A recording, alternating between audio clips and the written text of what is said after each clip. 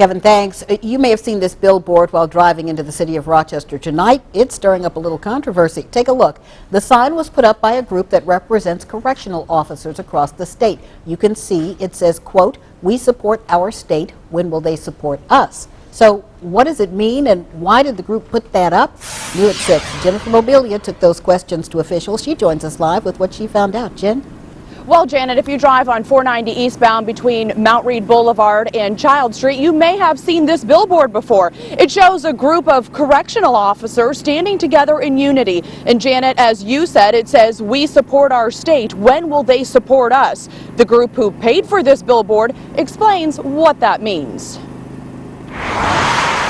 The New York State Correctional Officers and Police Benevolent Association is hoping this billboard catches your eye. And it's basically about trying to bring awareness to the public of what's going on inside the prison system in New York State. Mike Dildine says the Department of Corrections is ignoring NYSCOBA's concerns about inadequate staffing, prison contraband, and the rise of inmate attacks on its officers. He says last year alone, 747 correctional officers here in New York State were assaulted by inmates. It's very concerning. I'm the one that I get the calls. You know, I get the calls when I'm in Batavia that we just had an officer airlifted out of Attica. You know, I get the call when we have a sergeant airlifted out of Wyoming. We had officers at Gowanda that luckily will never return to work for the injuries that they received. Since 2010, the state has closed 15 facilities, leading to the reclassification of inmates with violent histories into medium security prisons. There have been cuts over the last few years, unilateral cuts across the board. That doesn't work in a prison system.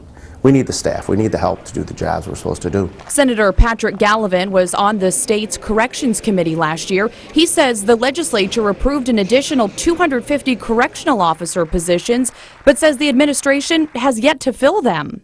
First, Department of Corrections has to identify the staffing shortages and the need to fill positions to the budget office, and then the budget office has to release the money for that. And it seems to me right now that the larger problem is the budget office not releasing the funds for that.